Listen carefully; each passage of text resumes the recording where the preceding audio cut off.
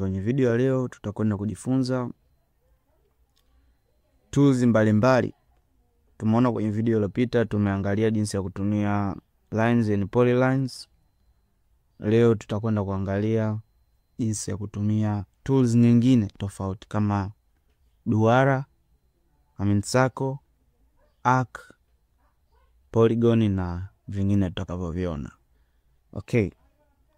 Ukitaka kuchora duara, hii ndo circle na tool ya duara. Utakuja hapa, unaweza kuchora duara lenye kipenyo au nusu kipenyo, ni radius au diameter. Kuchora duara lenye radius fulani au nusu kipenyo kwa Kiswahili, utachagua duara, itakwambia specify center point of the circle, yani katikati ya hilo duara lako.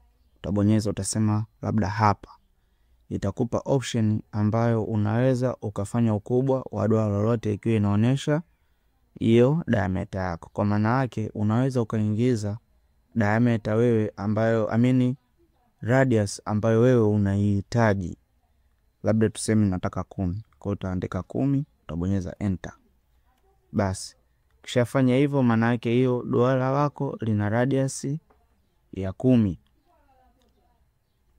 Tupime tuone kama kweli na radius ya 10. Utakuja hapa kwenye utilities, utakuja kwenye measure, utapima radius. Tuseme nakwambia select arc or circle, yani chagua arc au duara.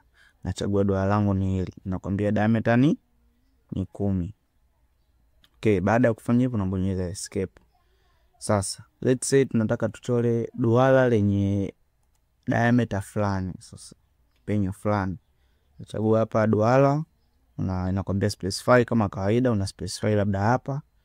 Inakupa option ya kuchagua wewe unayotaka. Let's say nataka 50, utaandika 50, utabonyeza enter. Ngoja tupime sasa, je, kweli ni 50?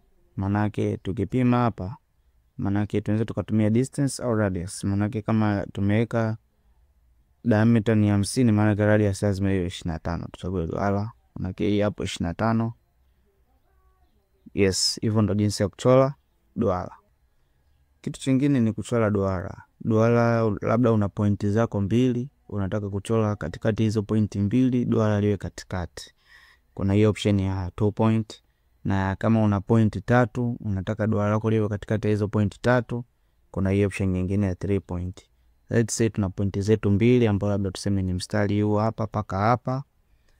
Pia mstari huu hapa paka hapa. Tuseme point yetu ya kwanza ni hii, point ya pili ni, nataka duara letu likae katikati ya hizo point hapa. Kwa hiyo nitakuja kwenye duara, nitachagua 2 point, itakwambia specify the first end point of the circle's diameter. Point ya kwanza tuseme ni hapa. Itakwambia chagua point nyingine ambayo ni hapa, hage point 2. Maana ile duara lipo katikati ya point 2. Sasa je, tuseme tuna point 3. Umeona? Yes. Tuseme tuna point 3. Na point 3 hizo ni, tuseme ni mstari wetu wa kwanza huu hapa, point ya kwanza. Point ya pili ni hapa. Na point ya 3 tuseme ni hapa. Kwa hiyo hizi ndo point zetu, point ya kwanza, point ya pili, point ya 3, ambazo tunataka duara letu likae katikati ya hapa. Utakuja kwenye duara, 3 points, utakwambia chagua point ya kwanza, specify the first point. Point ya kwanza ni hapo, point ya pili ni hapo, na point ya 3 ni hapo. Kwa duara letu lipo ndani ya zile pointi. Lakini pia kuna option ya kuchora duara ambalo lipo katikati ya tangent fulani na lina radius fulani, ambao ni, kuna hiyo option ya tangent, maana yake ni tangent radius. Kuna hiyo option ya kuchora duara ambao lipo katikati ya tangent fulani, lakini pia lina radius fulani, lina nusu kipenyo fulani, ambalo ni hii hapa option ipo, inaitwa tangent tan radius, ambao unaipata kwa kubonyeza hiki mshale cha chini hapa kwenye circle. Unaipata hiyo radius, tan radius. Ngoja tu click. Tuseme tangent ya kwanza ni hii hapa, tangent ya pili ni hii hapa. Tunataka tuchore duara lenye radius fulani katikati ya hizi tangent zetu. Okay, itakwambia baada ya kuichagua itakwambia specify point on the object for first tangent of circle. Let's say first tangent ndio hii. Una click hapa, lakini ukisha click inakwambia uchague the second tangent ambao ndo hii hapa. Baada ya hapo inakwambia specify radius of the circle. Radius of the circle, let's say ni 250. Tubonyeza enter, tutaona duara letu limeunganika kwenye hizo tangent, lakini hii duara naona 250 ni kubwa sana. Let's say tuweke radius ndogo zaidi hapa. Kwa tangent ya kwanza, tangent ya pili, radius tuweke 150. Umeona? Duara linatokea likiwa kwenye tangent hii na tangent hii. Lakini pia kuna option ya kuchora duara likiwa katikati ya tangent tatu. Manake kuna hii option ya tangent, tangent, tangent, tan. Kwa utakliki, utafuata maelekezo na kwambia specify, itakwambia specify the first point of the circle ambao ni ile tangent ya kwanza. Lakini pia second point ambao ni ile tangent ya pili. Alafu pia point ya tatu ambao ni tangent ile ya tatu. Haijalishi radius, yenyewe inaangalia zile pointi tatu ambazo ndo hizo. Lakini pia hapo let's say na rectangle yangu nataka lile duara lije katikati ya huu mstari na huu mstari, maana yake hizo pia zitaact kama tangent kwa sababu ni mstari. Kwa utachagua hapa, utachagua first point iwe hapa, labda second point iwe hapa, third point iwe hapa. Duara lako litatokea likiwa limefit ile sehemu unataka kuchora. Hii utatumia kama kuna na rectangle unataka kuchora duara katikati na vitu kama hivyo. Lakini pia kuna option ambayo inaitwa arc. Hii option itakusaidia kuchora arc kulingana na wewe arc yako unataka iweje. Labda kuna arc ya point 3, maana yake ni 3 point, utatumia hizo point 3 kudetermine hiyo arc yako iweje. Lakini pia unaweza kuna option ya start, center, end, maana yake mwanzo wa arc, katikati ya arc na arc itakapoishia. Lakini pia kuna option ya start, center, angle, ambayo hii option itakusaidia kuchora arc kutumia point ambayo arc inaanza, katikati ya hiyo arc na angle ya hiyo arc. Lakini pia kuna option ya start, center, length. Hizo ndio option kuu tatu. Nyingine zinaenda sawa na hizo, zinafanana na hizo. Lakini main point ni hizo ambao ni start, center, end, start, center, angle, start, center, length. Japo hizi nyingine pia tutaziangalia kidogo kwa jinsi ambavyo zinaweza zikatumika. Tuanze option ya kwanza ya 3 point. Click. Maana yake hii itakwambia specify the start point. Point ambayo unataka arc yako ianze. Say hii. Pia itakwambia point ya pili. Labda tuseme hapa. Hapo arc itajitengeneza ambayo wewe utasema point ya tatu iwe wapi. Labda tuseme point ya tatu iwe hapa, arc yako itatengenezeka kutumia zile point. Pia kuna option ya start, center, end ya arc ambayo itakwambia point ya kwanza ya kuanza arc yako, labda tuseme nataka ianzie hapa. Point ya pili ambayo itakuwa ni katikati ya hiyo arc. Lakini pia point ya tatu itakwambia specify end of the arc. End of the arc, labda arc ishia hapa. Lakini pia unaona kuna option nyingine inakuja hapa ambayo inakusaidia wewe kudetermine angle fulani ile arc. Kwa utasema labda hapa arc yako itatengenezeka kama hivyo. Lakini pia kuna option nyingine ambayo ni start, center, length, ambayo hii length inakuwa ni ile urefu kutoka pale arc yako inapoanza mpaka pale arc yako itakapoishia. Tuone. Itakwambia nilichagua sehemu ya kwanza, point ya kwanza arc yako unataka ianze. Labda tuseme hapa nataka ianze.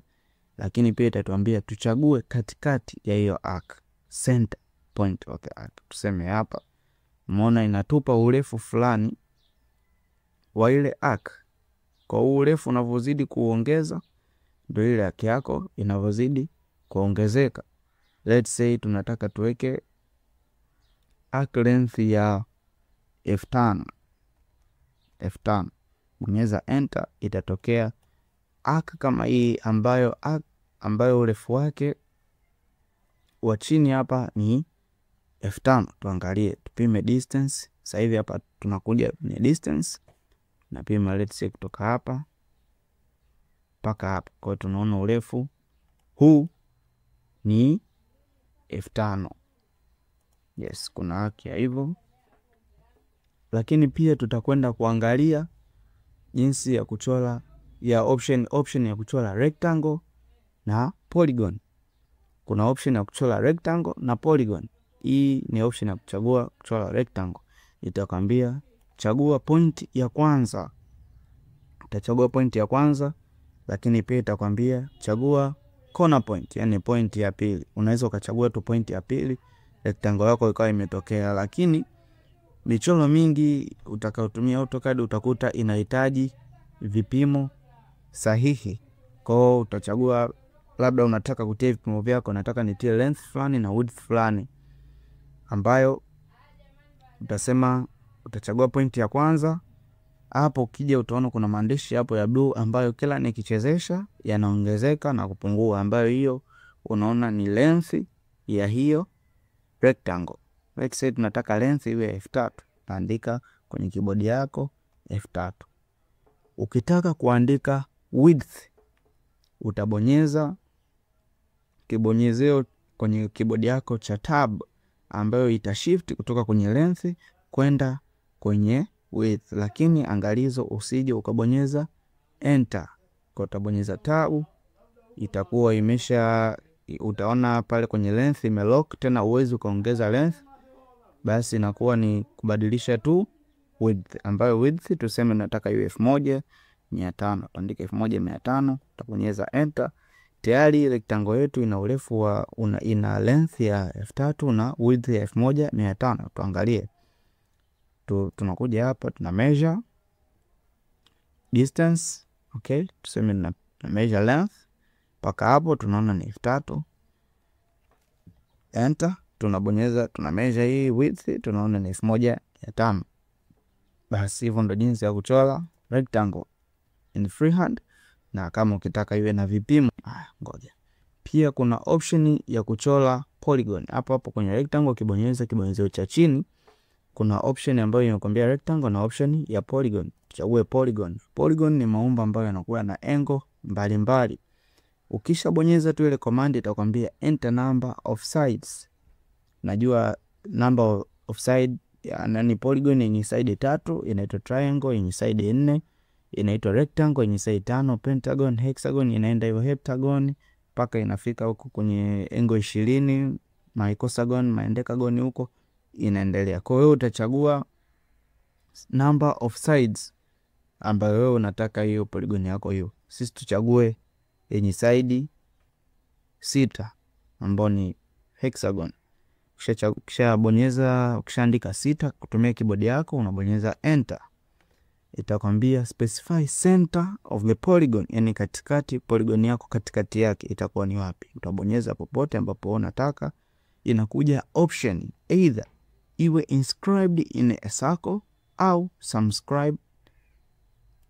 Itakuja option ambayo inakwambia iwe inscribed in a circle au subscribed about circle. Manake inscribed in the circle inakuwa ni ipo ndani ya duara. Japo duara hutaliona, lakini inakuwa ni kama ukiona duara ukichora hiyo polygon, basi itakuwa ndani ya duara.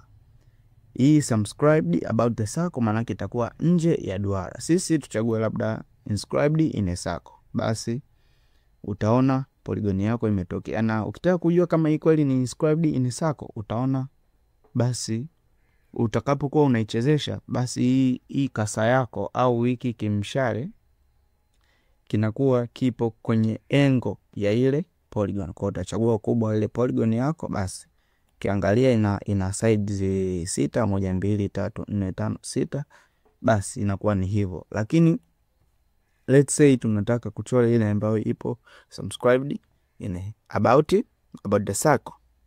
Chagua polygon, side hizo 6, unachagua center, let's say center ni hapo. Lakini ukija kwenye hii subscribe about the circle, ukibonyeza utaona ile option inakupa uchague katikati ya one of the side na sio kwenye engo kama tulivyochagua ile ya inscribed in a circle. Kwa sababu gani? Kwa sababu hii inakuwa nje ya duara, na ili tupate point ambayo ni nje ya duara au about kwenye lile duara au about circle, lazima tutahitaji kitu kama tangent ambao ni mstari ambao utagusana na point fulani katika duara. Basi hiyo ndio jinsi ya kuchora polygon kwenye AutoCAD. Pia kuna option nyingine ambayo ni ya kuhatch. Labda hili na eneo langu hili la rectangle nataka ni hatch pattern fulani katika hili eneo langu. Okay, kwa nitakuja hapa kwenye hatch, tabonyeza hatch. Kama unavyoona hapo kuna pattern tofauti tofauti za kuhatch, kuna hizi, zipo nyingi sana kama unavyoziona hapo.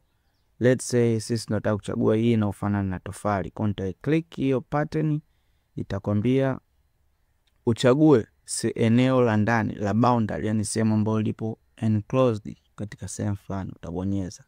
Ukiangalia hapa utaona kwamba inaonyesha tu nyeupe. Sio kwamba tu ni nyeupe, hizo hatch hiyo hatching imefanywa, lakini ni kwamba scale ya hiyo hatching ni kubwa sana, ni ndogo sana, kwa uwezo ukaziona hizo hatching. Sasa kama uone hatching kama hivi, unafanyaje? Unafanya hivi, una click katika hiyo hatch yako, utaona option ambazo hujawahi kuziona zimetokea hapa, ambao hizo ni option za kama unavyoona hapa juu ni hatch editor. Uta right click, itakuja hii menu hapa, utakuja kwenye properties. Kija kwenye properties kuna option kuna bar zitafunguka huko pembeni ambazo zina vitu mbalimbali ambavyo zinahusisha properties za hiyo hatching. Utakuja moja kwa moja kwenye pattern, kisha utakuja kwenye scale ya hiyo hatch ambayo unaweza kuibadilisha manually. Tuseme mimi nafuta hii, naweka scale ya 10, kisha andika 10 na bonyeza enter. Ukibonyeza enter unaweza kuona zile pattern zimetokea hizi hapa, lakini bado zinaonekana ni ndogo sana. Let's say tubadilishe tena